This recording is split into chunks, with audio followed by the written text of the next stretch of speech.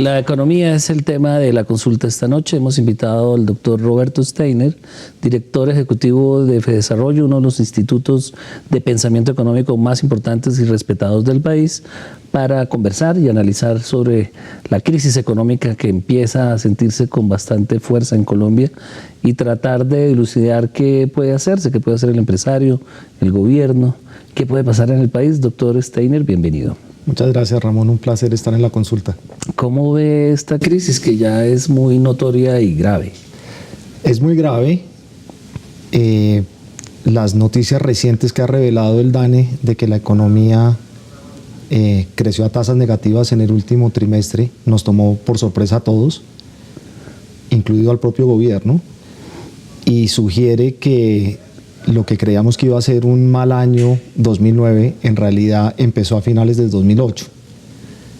Creo que al mismo tiempo que nos hace pensar que la crisis es ya una realidad, también creo que debemos ser un poco prudentes y mirar las cosas con calma, con detenimiento, tratar de entender qué hay detrás de las cifras que reportó el DANE para el último trimestre, porque parte de los problemas que hoy enfrenta la economía mundial es una crisis de confianza, y yo creo que si uno sale a exacerbar los ánimos negativos porque ve un mal dato, en realidad no está contribuyendo tampoco a la solución de los problemas.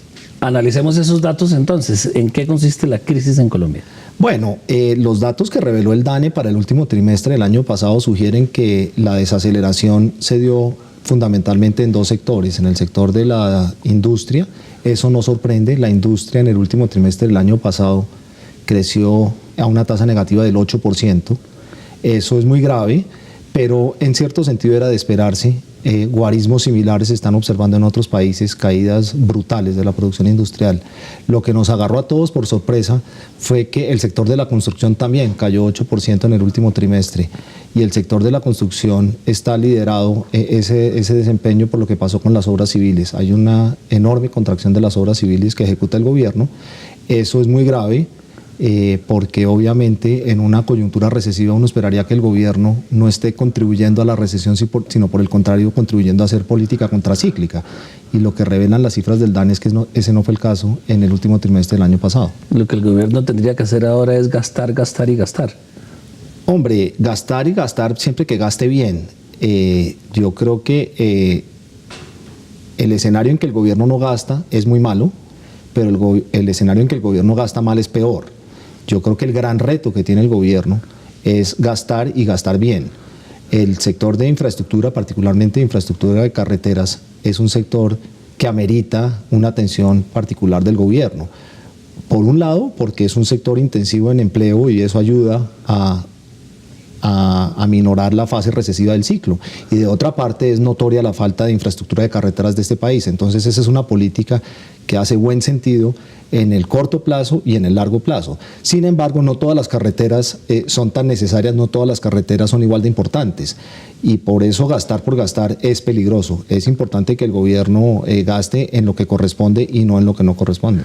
Hay mucha crítica al gasto en las vías que está haciendo el gobierno, repartiendo una cantidad de vías como si fuera una tarea clientelista y no hubiera un plan estratégico de fortalecer la comunicación entre los puertos y las ciudades en el país. Sí, eso es correcto. Yo creo que esa crítica es válida. Este gobierno ha hecho grandes cosas. Este gobierno pasará a la historia como un gobierno muy importante, no solo en el campo económico, sino en muchos otros campos, pero creo que el gran lunar de esta administración es su desempeño en el campo de la infraestructura. El campo económico está por verse, doctor Steiner, si pasará a la historia, porque puede pasar a la historia de una manera negativa, no solo positiva. Pero aclárenos, Santos, ¿qué es gasto negativo, gasto malo? Porque ya hablamos de cuál es el buen gasto. Déjeme le contesto su interpelación, Ramón. Yo creo que claro, a este gobierno todavía le falta un año y la cosa no va a estar buena en el último año, pero yo creo que sería osado decir que la recesión que empieza a sentirse en Colombia es ocasionada por la política económica doméstica. Esto claramente es un shock de origen externo y yo creo que no sería sensato achacarle la culpa de la desaceleración. Claro, la culpa de la recesión nadie se le va a echar al presidente Uribe ni a su equipo, pero sí la inacción, la reacción tardía, la falta de una inversión adecuada, la falta de una reforma tributaria, la falta de incentivos para que la economía no se desestimule, esa culpa sí se le van a echar al gobierno. Sí, déjeme, estoy de acuerdo en ciertos aspectos de lo que usted dice, no en otros. Claramente comparto la visión de que este gobierno fue muy activo en el campo de las reformas estructurales en los 2 o 3 primeros años. Del 2002 al 2005 se hizo bastante y en el frente estructural desde el 2005 se hace muy poco.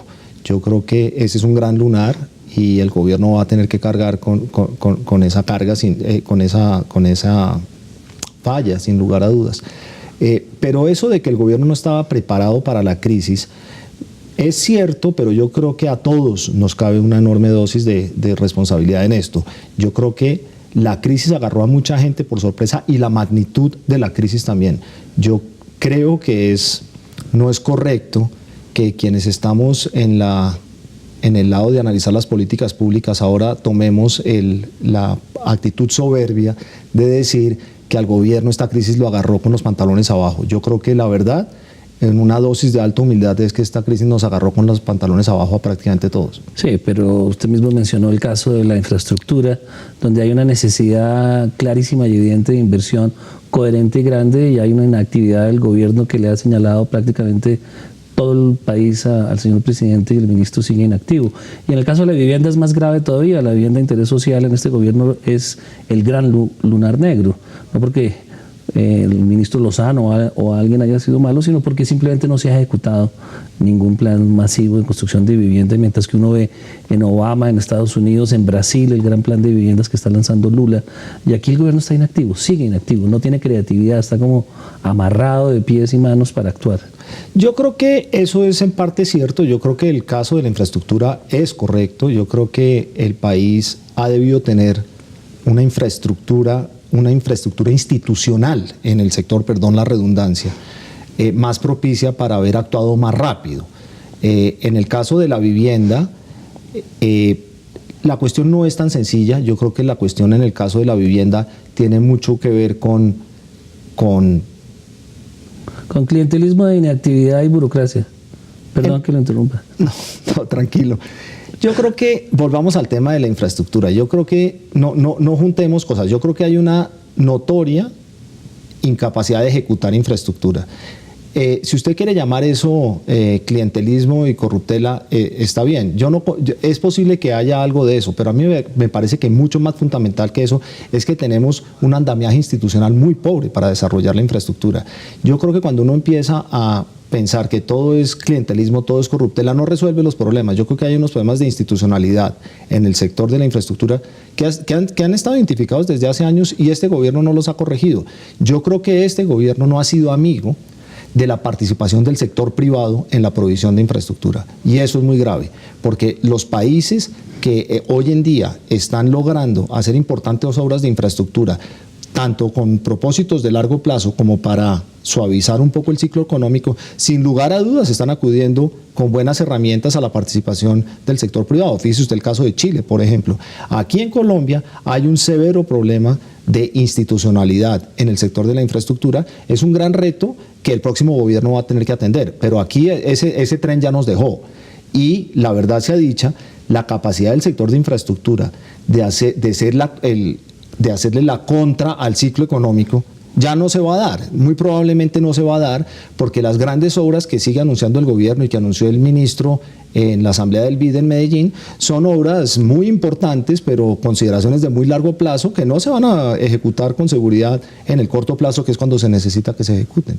El gasto malo, ¿cuál es? Vemos al presidente Obama en Estados Unidos con una bolsilla, con una mano supremamente generosa, gastando, tapando huecos, invirtiendo en lo que él considera que es la salvación del sistema bancario y financiero de Estados Unidos. ¿Ese es un gasto malo? ¿Ese es un gasto bueno? Sí, a mí me sorprende un poco que usted, para criticar a este gobierno, tenga que ensalzar al gobierno americano. Yo creo que la debacle económica se origina en los Estados Unidos y yo creo que las intervenciones que ha hecho el gobierno de tanto el presidente Bush como el presidente Obama, que yo sepa, no han dado mayor resultado. Ya no le gustan las medidas de Obama. Hombre, yo creo que en épocas de crisis hay que jalarle a todo, pero los hechos son tosudos y la realidad es que la economía norteamericana sigue paralizada y es gracias a la parálisis de la economía norteamericana que países como nuestro están sufriendo tanto. El gobierno tendría que hacer ahora es gastar, gastar y gastar. Hombre, gastar y gastar siempre que gaste bien. Yo creo que el escenario en que el gobierno no gasta es muy malo, pero el escenario en que el gobierno gasta mal es peor. Yo creo que el gran reto que tiene el gobierno es gastar y gastar bien.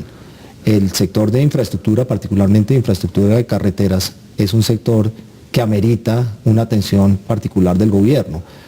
Por un lado, porque es un sector intensivo en empleo y eso ayuda a minorar la fase recesiva del ciclo. Y de otra parte es notoria la falta de infraestructura de carreteras de este país. Entonces esa es una política que hace buen sentido en el corto plazo y en el largo plazo. Sin embargo, no todas las carreteras son tan necesarias, no todas las carreteras son igual de importantes. Y por eso gastar por gastar es peligroso. Es importante que el gobierno gaste en lo que corresponde y no en lo que no corresponde.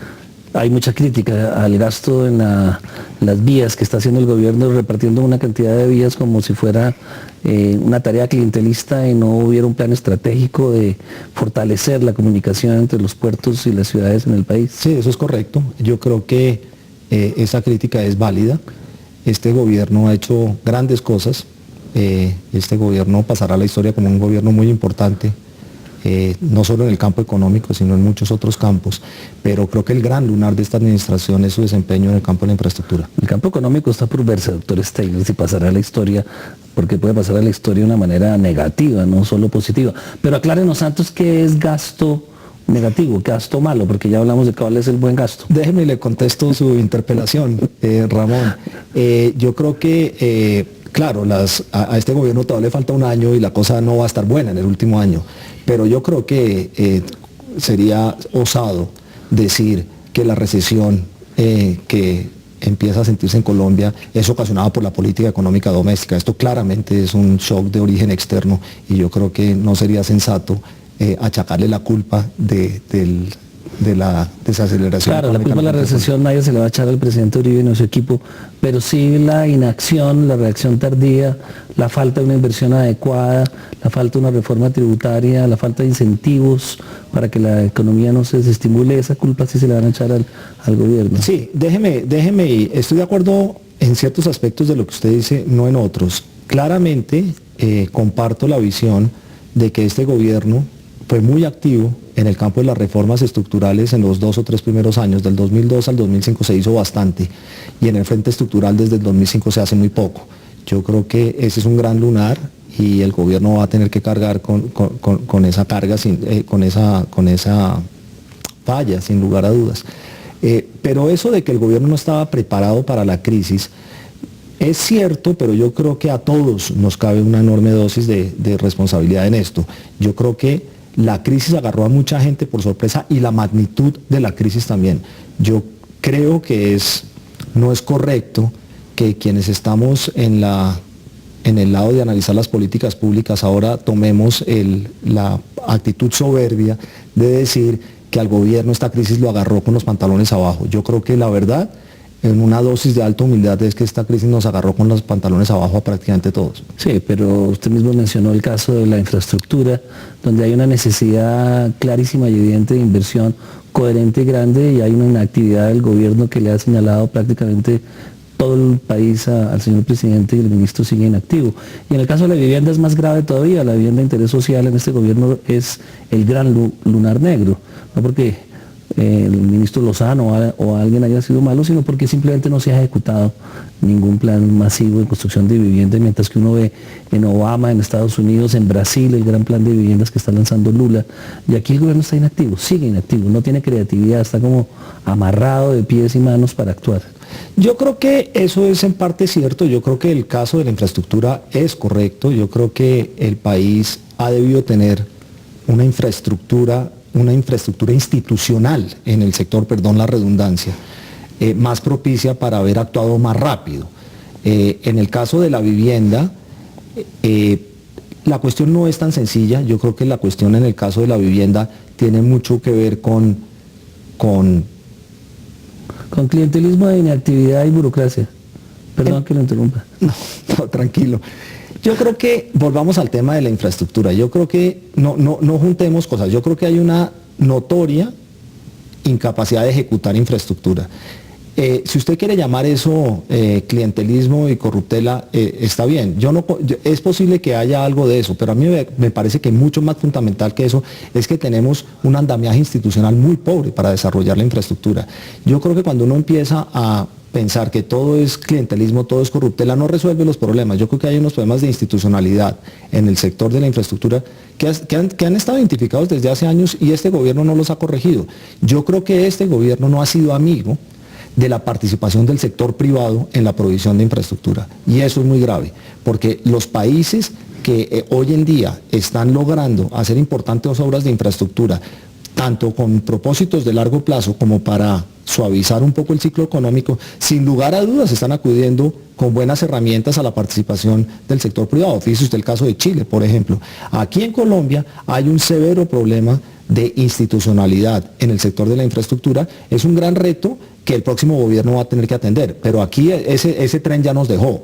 Y la verdad sea dicha, la capacidad del sector de infraestructura de hacerle la contra al ciclo económico ya no se va a dar, muy probablemente no se va a dar, porque las grandes obras que sigue anunciando el gobierno y que anunció el ministro en la asamblea del BID en Medellín son obras muy importantes, pero consideraciones de muy largo plazo que no se van a ejecutar con seguridad en el corto plazo, que es cuando se necesita que se ejecuten. El gasto malo, ¿cuál es? Vemos al presidente Obama en Estados Unidos con una bolsilla, con una mano supremamente generosa, gastando, tapando huecos, invirtiendo en lo que él considera que es la salvación del sistema bancario y financiero de Estados Unidos. ¿Ese es un gasto malo? ¿Ese es un gasto bueno? Sí, a mí me sorprende un poco que usted para criticar a este gobierno tenga que ensalzar al gobierno americano. Yo creo que la debacle económica se origina en los Estados Unidos y yo creo que las intervenciones que ha hecho el gobierno de tanto el presidente Bush como el presidente Obama, que yo sepa, no han dado mayor resultado. Ya no le gustan las medidas de Obama. Hombre, yo creo que en épocas de crisis hay que jalarle a todo, pero los hechos son tosudos y la realidad es que la economía norteamericana sigue paralizada y es gracias a la parálisis de la economía norteamericana que países como el nuestro están sufriendo tanto. Ese 12% de déficit fiscal que se está previendo en Estados Unidos, ¿es un desperdicio de recursos? Hombre, yo diría que con seguridad parte sí. Pero ya que usted pone el tema fiscal en esos números tan grandes y habla de la inacción del gobierno de Colombia, que en cierto sentido la comparto en el campo de la infraestructura, creo que tenemos que ser conscientes que Colombia no tiene el espacio fiscal que tienen los Estados Unidos. Estados Unidos emite una moneda que es de reserva, de manera que ellos pueden financiar su déficit fiscal de una manera mucho más cómoda que nosotros. Yo creo que Colombia tiene que ser consciente de que tiene una estructura fiscal y unas capacidades de financiar su déficit fiscal muy distintas a las de los Estados Unidos y mucho más limitadas. Y por eso creo que a pesar de que se nos viene una desaceleración económica monumental, tenemos que ser muy juiciosos en no ir a desbaratar lo que hemos logrado en el campo fiscal en los últimos 6 años para ir a contrarrestar una crisis que fundamentalmente es de origen externo y que no vamos a poder contrarrestar con política interna en mayor medida. O sea, debemos mantenernos en la línea superortodoxa del Fondo Monetario Internacional de no romper el equilibrio fiscal en Colombia, digo. El Fondo Monetario no es tan ortodoxo. Fíjese usted que tuvimos la visita de artículo 4 del Fondo Monetario hace unos meses y ellos de oficio van y nos visitan en Fedesarrollo y para sorpresa mía el fondo dijo que el gobierno de Colombia debería relajar su política fiscal para hacerle frente a la actual crisis. Y lo que dijo el fondo es exactamente lo que hizo el gobierno, a nuestro juicio de manera correcta, y fue reconocer que la desaceleración económica le está tumbando el recaudo tributario y eso el gobierno está permitiendo que se vaya a mayor déficit.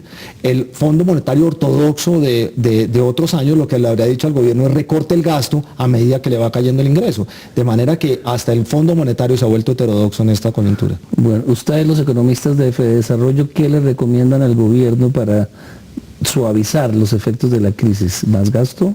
Mire, yo creo que nosotros hemos mencionado algunos temas. El primero que yo quisiera enfatizar es lo que se viene en el frente laboral. Nosotros no somos tan pesimistas respecto a la desaceleración de la economía. En estos momentos estamos previendo que la economía puede crecer 1%, quizá un poco más este año, que si usted lo compara con lo que está sucediendo en otros países del mundo es envidiable. Ahora, no quiere decir que vayamos a crecer eso, obviamente podemos equivocarnos en nuestras proyecciones, pero en estos momentos estamos viendo una economía que puede crecer 1% este año, lo cual no está nada mal dadas las circunstancias. El problema que vemos es que se puede venir un aumento muy importante del desempleo, incluso si crecemos 1%. ¿Por qué? Porque tenemos un mercado laboral completamente inflexible y en eso parte de la culpa la tienen de disposiciones de la Corte Constitucional y gran parte de la culpa la tiene todo este cúmulo de cargas parafiscales que muchos analistas, particularmente en Fedesarrollo, hemos dicho que se deben desmontar y el gobierno ha hecho caso omiso de nuestras sugerencias. ¿Por qué? Hombre, no estoy totalmente seguro, depende de quién hable por el gobierno. El ministro de la Protección Social ha llegado al extremo de decir que las cargas parafiscales son buenas. Otros funcionarios del gobierno han dicho que aunque no son buenas, no se pueden quitar porque no hay con qué reemplazarlas. Y algunos otros han dicho que no se pueden quitar porque son políticamente, están escritas en piedra. Hay un cúmulo de razones por las cuales esas cargas parafiscales no se quitan y el punto es que no atacar el problema no lo va a resolver. Y yo creo que a este gobierno le va a caer una enorme dosis de responsabilidad si la desaceleración económica se traduce en un aumento muy importante del desempleo, porque así como la desaceleración económica no es hecha en casa, ciertamente el impacto que eso va a tener sobre la tasa de desempleo sí es un problema hecho en casa. 14.6 estamos en la tasa de desempleo y ya continuamos después de esta pausa con Roberto Steiner, director de Fedesarrollo, analizando la crisis económica.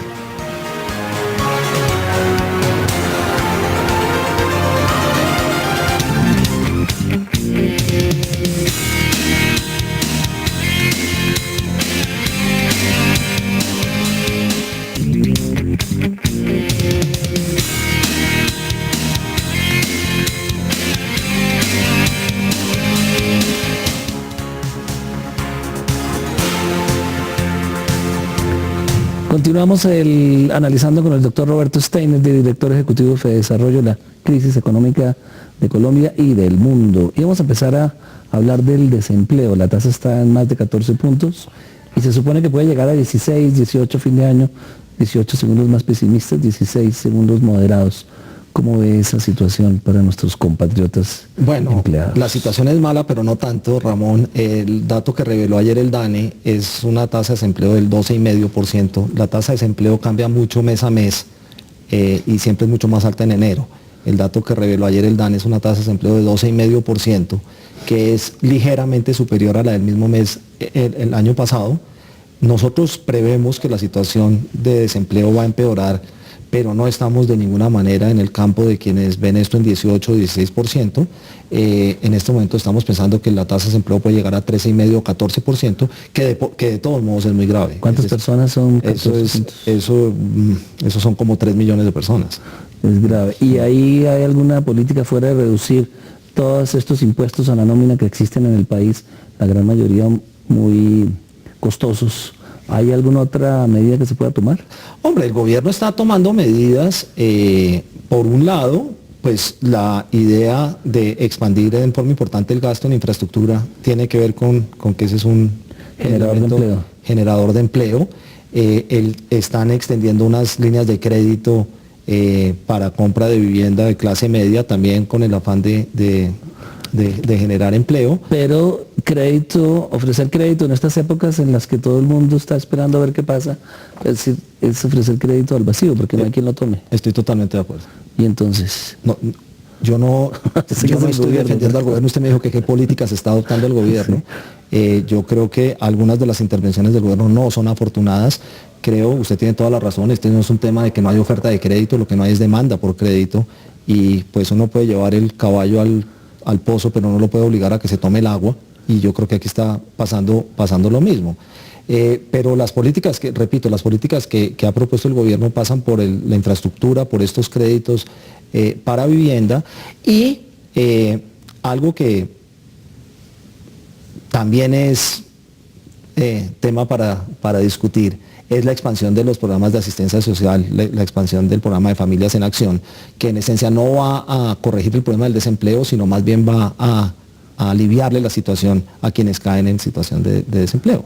Ponerle plata en el bolsillo de los sectores más desprotegidos. Sí, eso es buena política social, no va a ser una gran diferencia en lo económico, el efecto potenciador de eso no es muy grande, pero hace todo el sentido del mundo pues que haya solidaridad con quienes son los más perjudicados en la crisis.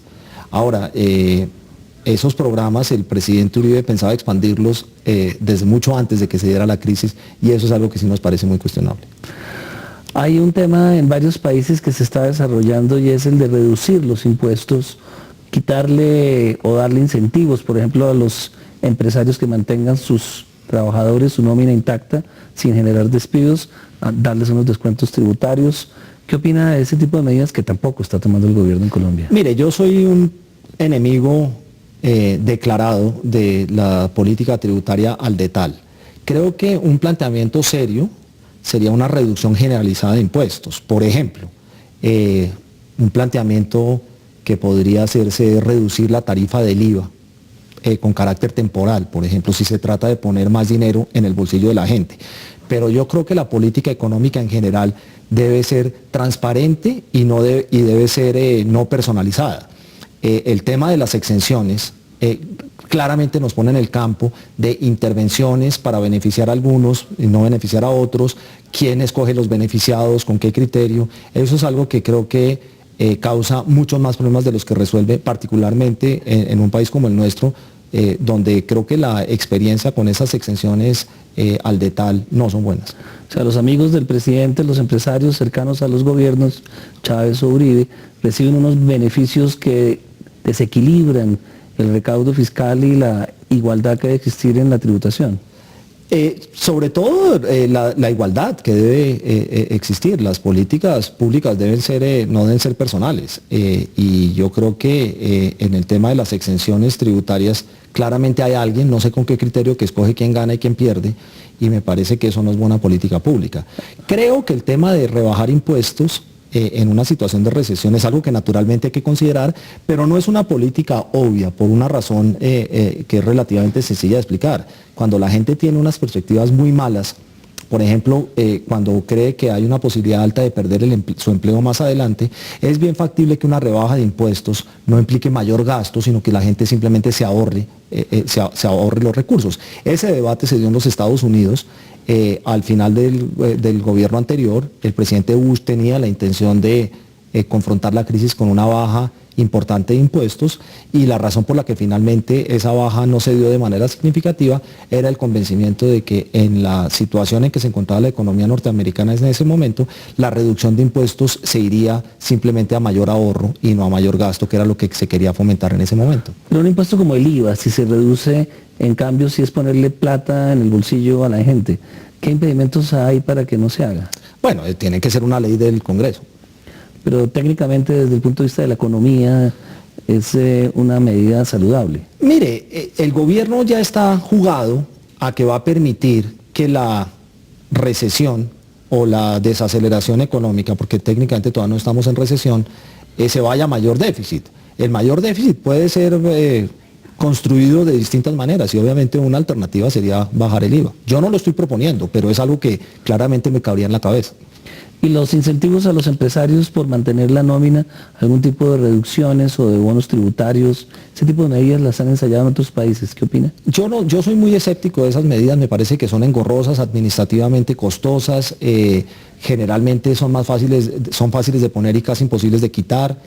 Yo creo que la política, repito, la política pública debe ser despersonalizada y deben ser incentivos para todos y no solo para unos pocos. Las reformas su instituto Fedesarrollo acaba de finalizar un estudio en el que analiza ciertas reformas. Cuéntenos en qué consisten. Bueno, nosotros de oficio estamos haciendo eso todo el tiempo, no tenemos un estudio en particular en este momento, pero nosotros vemos con preocupación que a Colombia se bajó del tren de las reformas hace unos 2 o 3 años. Este gobierno tuvo una política reformista muy importante en los primeros años de la primera administración Uribe, y ese esfuerzo pasó a un segundo plano.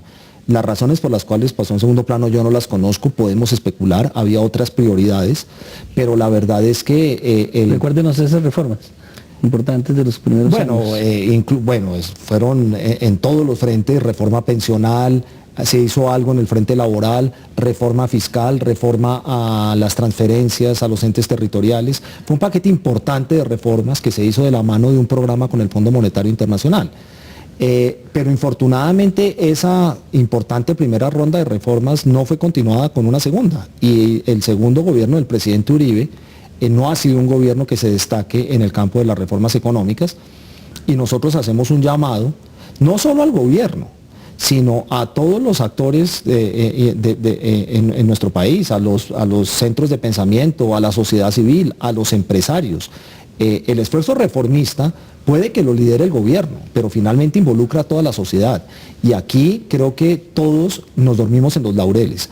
Aquí nos agarraron los vientos de cola de la situación financiera internacional y la economía creció a unas tasas muy altas en el año 2006 y 2007, y se creó el escenario para que nadie quisiera volver a hablar de las reformas. Entonces esta es una crítica que yo le hago al gobierno, pero se la hago a la sociedad en su conjunto. Creo que nos creímos el cuento de que teníamos una economía mucho más moderna, mucho más productiva, mucho más adaptable, simplemente porque los vientos de cola de la situación financiera internacional nos estaban ayudando. ¿Y a qué reforma se refiere? ¿Qué hace falta? Bueno, hace falta reformas en muchísimos frentes. En el año 2006 el ministro Carrasquilla llevó al Congreso una reforma tributaria de carácter estructural muy buena, y esa reforma murió antes de haber llegado al Congreso, no contó con el apoyo ni siquiera del mismo gobierno. Esa es una reforma muy importante. Nosotros en Colombia tenemos un régimen tributario que es muy malo. No es un régimen tributario que ayude al desarrollo, no es un régimen tributario que ayude a la equidad,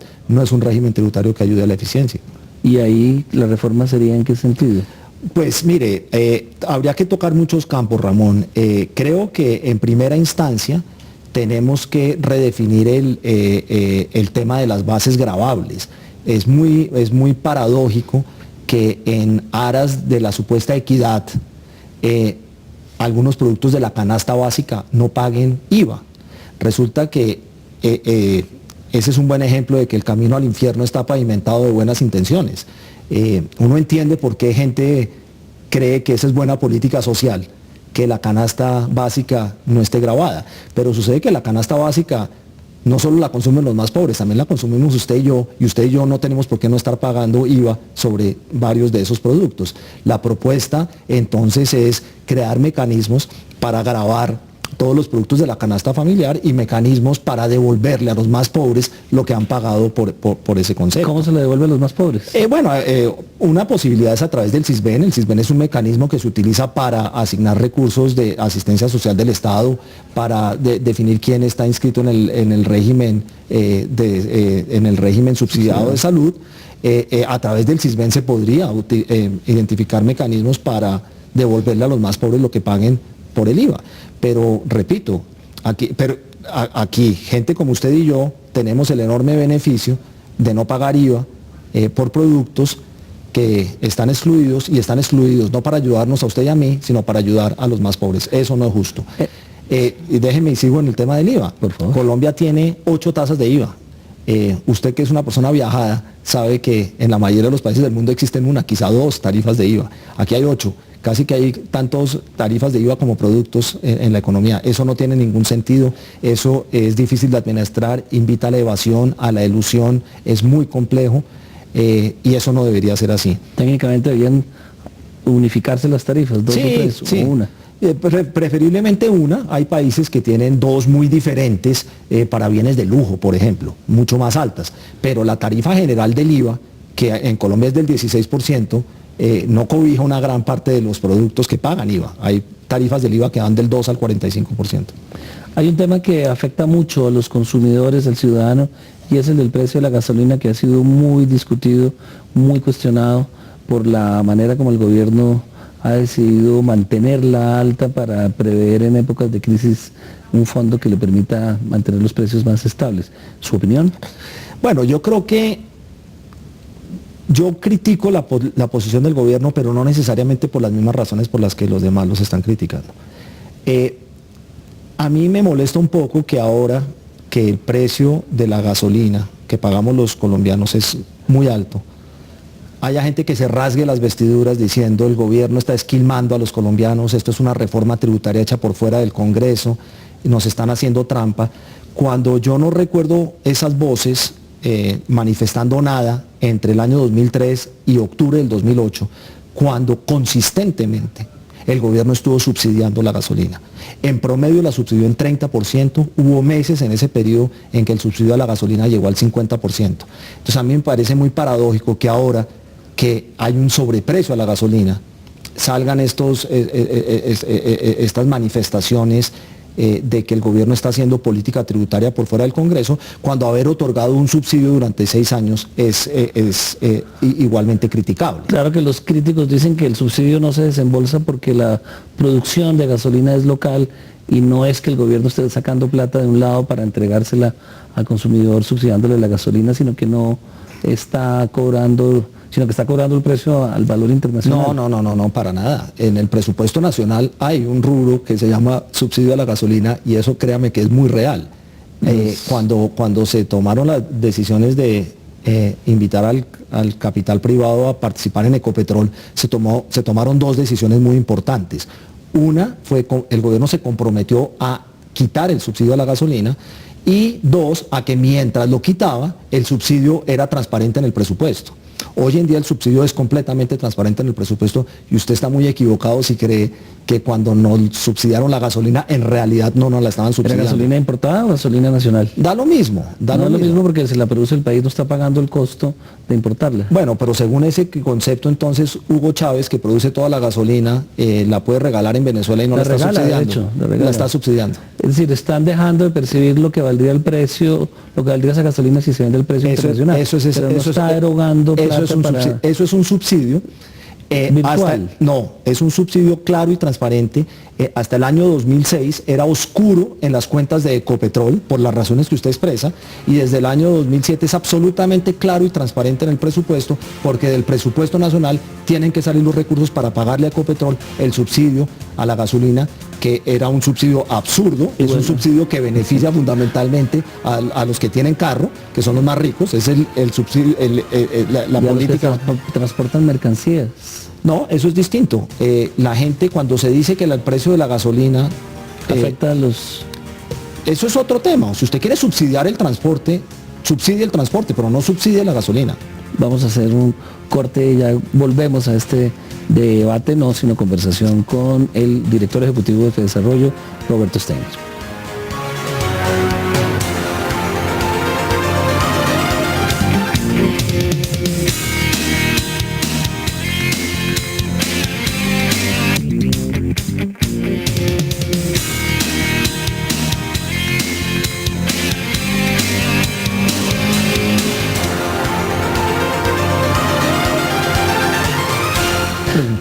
Continuamos en el análisis de la crisis económica del país y las formas que existen para tratar de apaciguarla o paliarla un poco mejor.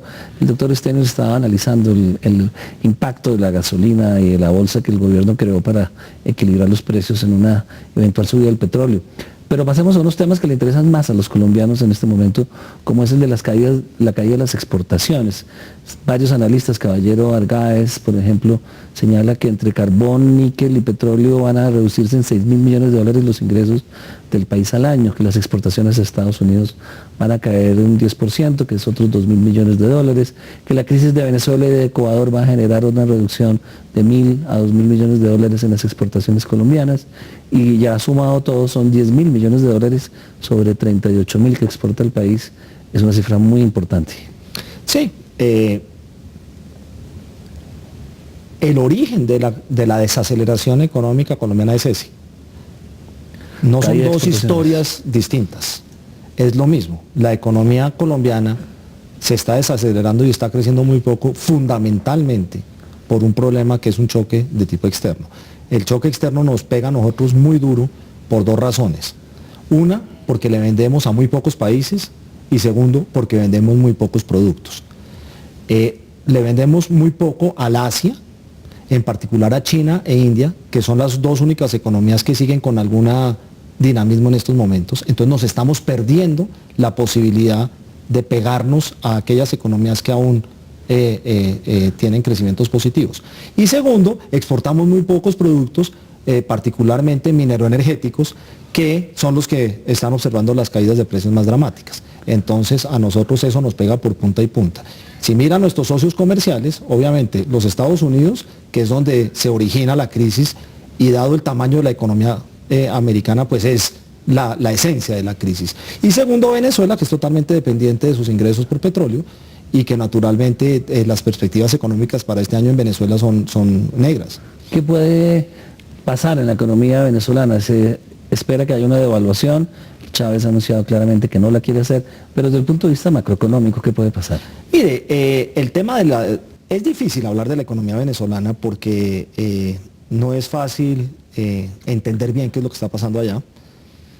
Si usted, por ejemplo, se pregunta cuántas son las reservas internacionales de Colombia, usted simplemente entra a la página web del Banco de la República y en un minuto sabe exactamente cuántos son. Allá no hay cifras públicas confiables. Allá no hay cifras públicas confiables. Las reservas internacionales no están exclusivamente en el Banco Central. Hay una cantidad de fondos que creó el Ejecutivo. Entonces es muy difícil saber de cuánta plata estamos hablando.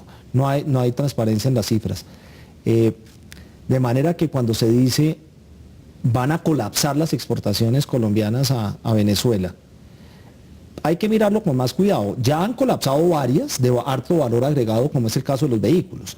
Pero hoy en día, gracias a que el manejo económico de Venezuela ha producido una reasignación de recursos productivos en Venezuela, y Venezuela se ha vuelto un importador muy importante de alimentos, pues nosotros somos la canasta de Venezuela. Entonces la pregunta que yo me hago es, entiendo que Venezuela dejó de comprarnos vehículos y otros productos de alto valor agregado como las manufacturas, pero yo me imagino que el escenario en el cual además nos van a dejar de comprar comida, yo no lo veo tan cerca, entre otras porque pues uno puede dejar de comprar carros, pero difícilmente puede dejar de comprar comida. Y de hecho la flexibilización de Chávez con respecto a las importaciones de Colombia, sobre todo alimentos, es clarísima, y la forma como se ha suavizado con el presidente Uribe, con el país, también refleja la necesidad de importar lo que Colombia le ofrece en alimentos, sobre todo para la franja fronteriza. Pero a nivel macro, ¿qué puede ocurrir? Estamos hablando de 5.000 millones de dólares de exportaciones de Colombia, 25-30% alimentos, el resto otro tipo de productos.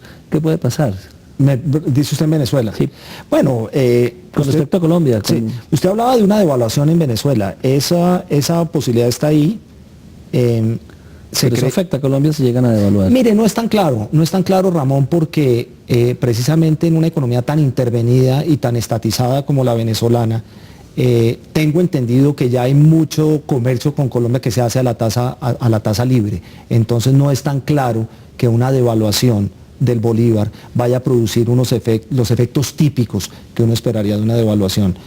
Recientemente estuve en una conferencia en que uno de los expositores fue nuestra nueva embajadora en Venezuela, y ella fue muy clara en decir que, en el entendido de ella, una devaluación en Venezuela no tendría un efecto muy grande sobre Colombia, porque ya la mayor parte del comercio de Colombia con Venezuela se hace a una tasa de mercado, a una tasa de cambio que es libre, sí, que refleja esas condiciones.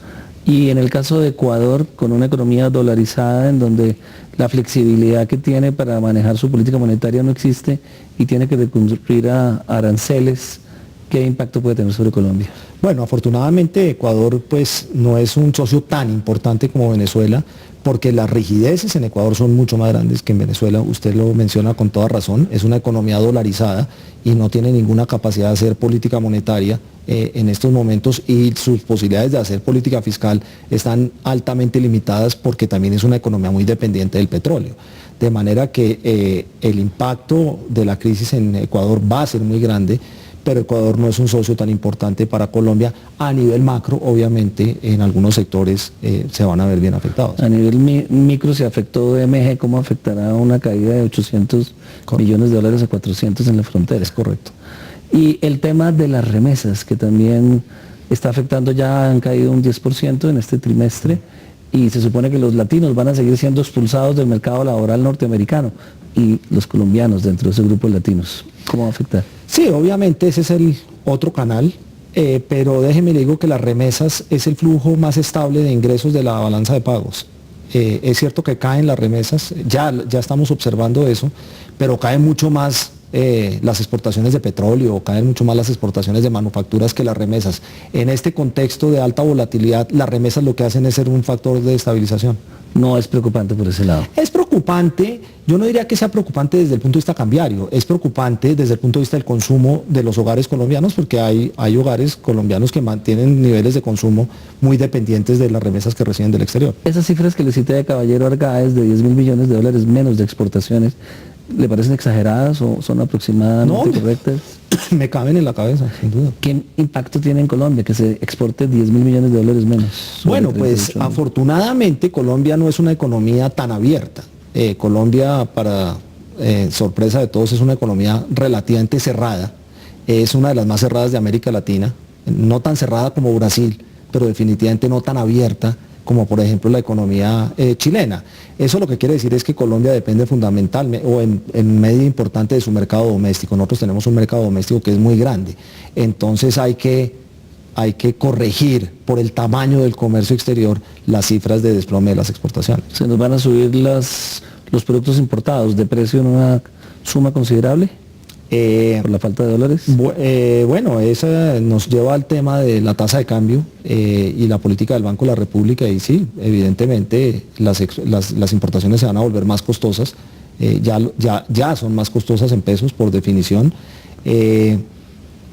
pero se da en un contexto de desaceleración económica en que la demanda también cae, entonces ahí hay unos mecanismos que operan en un sentido y otros mecanismos que operan en otro.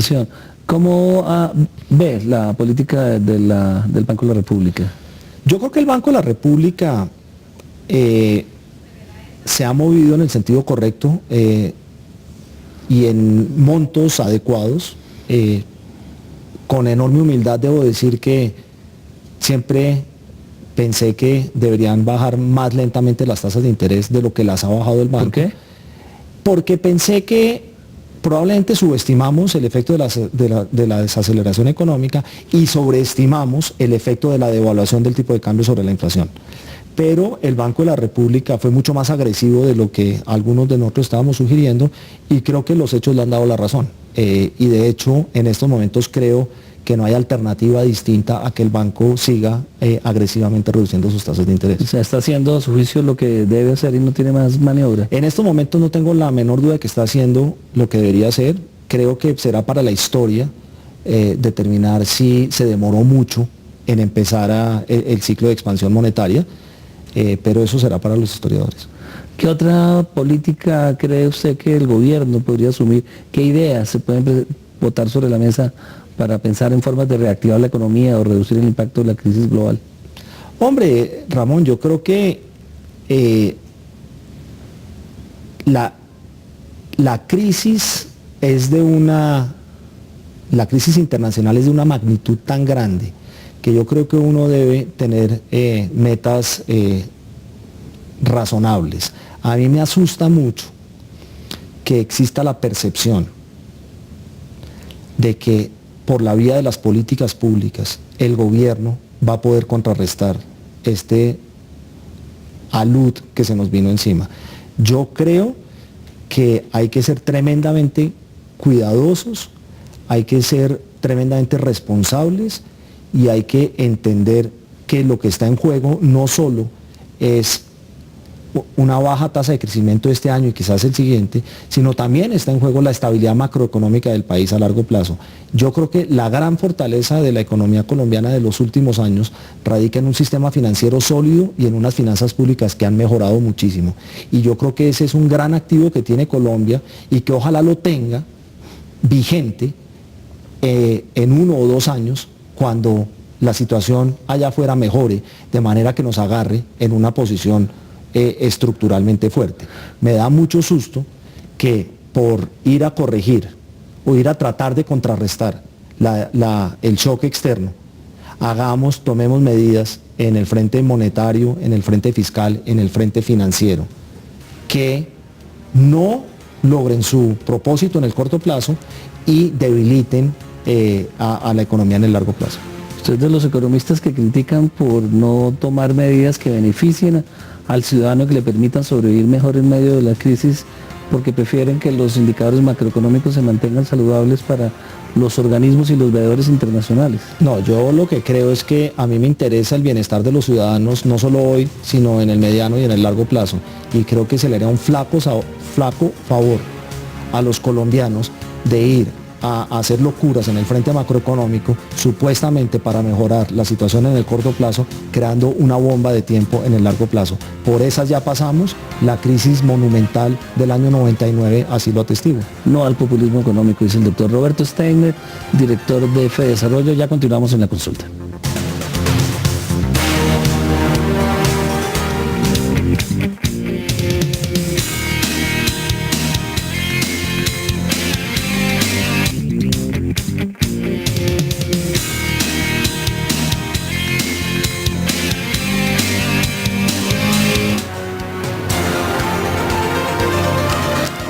Empieza la cumbre del G20, doctor Steiner. ¿Qué va a pasar? ¿Qué nos importa? ¿Qué nos afecta?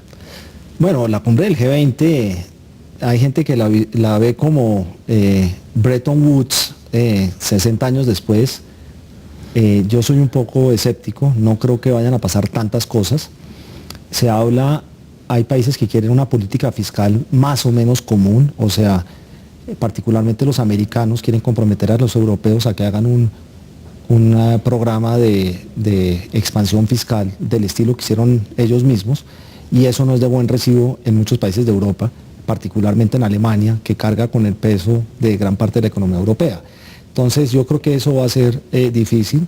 Hay unos debates interesantes de cuál es el futuro de la regulación y supervisión financiera internacional, y ahí naturalmente todo el mundo le cae encima a los americanos, por cuanto existe el amplio convencimiento de que esta crisis fue en gran parte el resultado de la liberalización a ultranza en el sistema financiero norteamericano.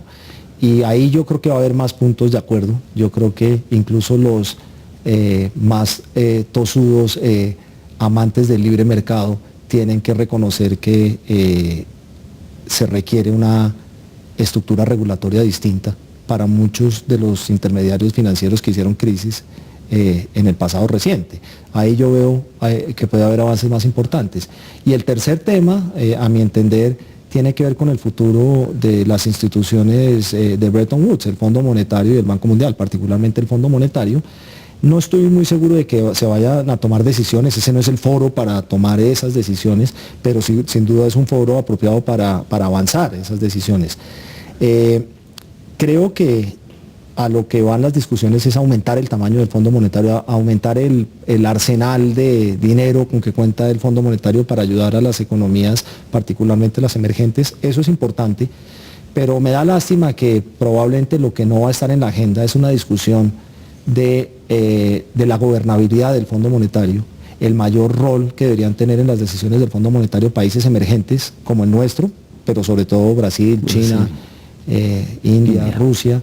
Y un cambio en la gobernabilidad de esa institución es muy importante, porque yo creo que la crisis que hoy día vivimos nos enseña que el Fondo Monetario ha sido tremendamente influyente, y yo creo que en el buen sentido, en países como el nuestro, que o le piden prestado o potencialmente le van a pedir prestado al Fondo Monetario. Entonces son países que tienen un incentivo a hacerle caso a las prescripciones del Fondo Monetario. En cambio, hay otros países grandes, bien sea emergentes o desarrollados, que no tienen ningún incentivo a hacerle caso al Fondo Monetario. El Fondo Monetario lleva años diciendo que la política cambiaria china es un desastre, y a los chinos eso los tiene completamente sin cuidado, y duró muchísimos años diciendo que la política financiera norteamericana era un desastre, y a los americanos eso los tuvo sin cuidado. Creo que la nueva arquitectura financiera internacional que va a venir después de esta crisis requiere de una institucionalidad en la cual todos los países se comprometan a mantener políticas que sean acordes con la prosperidad de todos los países y de la comunidad internacional y no solo de ellos mismos. Nuevas reglas para la globalización que hacían falta para una gobernabilidad de la globalización que no existe hoy en día. Nos queda un tema en el tintero. Uno observa entre los empresarios y las personas que están en el mundo de la economía del país cada vez un menor apoyo a la reelección del presidente Uribe, sobre todo por la desinstitucionalización que genera. ¿Cuál es su opinión? Bueno, pensé que íbamos a lograr terminar el programa sin tocar ese tema. Trató de alargarlo, pero no lo pudo lograr, doctor Steiner. Mire, Fedesarrollo es una institución que es no partidista y no participa de la política, de manera que le doy mi opinión personal, no es una opinión institucional. Yo no soy amigo de la reelección tampoco, creo que cambiaría radicalmente el balance de poderes en este país y eso no es conveniente. Y creo que un gran activo que ha tenido Colombia a través de la historia, ciertamente en relación con sus vecinos, es que aquí hemos tenido un sistema político en el cual si el presidente es bueno, pues igual se tiene que ir, y si es malo, no lo sacamos a patadas. Yo creo que esa institucionalidad que hemos tenido aquí por tantos años y que es la envidia de nuestros vecinos, donde tenemos prolongadas dictaduras en el cono sur o presidentes que duran 6 meses en el Ecuador, yo creo que nosotros tenemos una historia de un régimen político distinto. Creo que los inversionistas, sobre todo los inversionistas extranjeros, valoran esa estabilidad política colombiana, y yo creo que no valdría la pena poner en riesgo esos logros por una nueva reelección del presidente. Y una desestabilización como la que puede provocar un periodo de discusión muy larga para cambiar las reglas de juego de manera que se permita la reelección, además de la desestabilización o incertidumbre que genera todo proceso electoral de cambio presidencial, ¿también es grave o no le parece? Sí, de hecho la encuesta de opinión empresarial de Fedesarrollo le pregunta a los industriales por las perspectivas para la inversión, las perspectivas económicas y las perspectivas sociopolíticas. Y lo que vemos es que las perspectivas sociopolíticas han venido reduciéndose en los últimos meses, y de hecho las últimas 2 encuestas sugieren que esas expectativas están en terreno negativo. Eso lo que quiere decir es que hay más empresarios que creen que las condiciones políticas para la inversión son malas que aquellos que opinan que son buenas. La pregunta es abierta, nosotros no les preguntamos por qué están contestando eso, pero es de presumir que la incertidumbre política en torno al tema de la reelección está jugando un papel importante. Es una paradoja que el presidente que le dio seguridad y estabilidad al país, en la medida en que intenta prolongarse en su periodo presidencial a un tercer periodo, genere inestabilidad e incertidumbre y provoque consecuencias contrarias a los beneficios que generó en sus primeros años. No me parece paradójico, creo que habla muy bien de este país. ¿En qué sentido? Pues en que los empresarios y la gente del común sabe distinguir entre un buen gobierno y le reconoce al presidente los muchos logros que hizo durante estos 2 gobiernos, pero tiene la capacidad de distinguir de eso de una prolongación en el tiempo que probablemente no es conveniente. Thank you and goodbye, dirían. Así es. Doctor Roberto Steiner, muchísimas gracias por acompañarnos en la consulta a analizar el tema económico. Nos ha dado muchas luces y bienvenido cuando quiera a este programa. Gracias.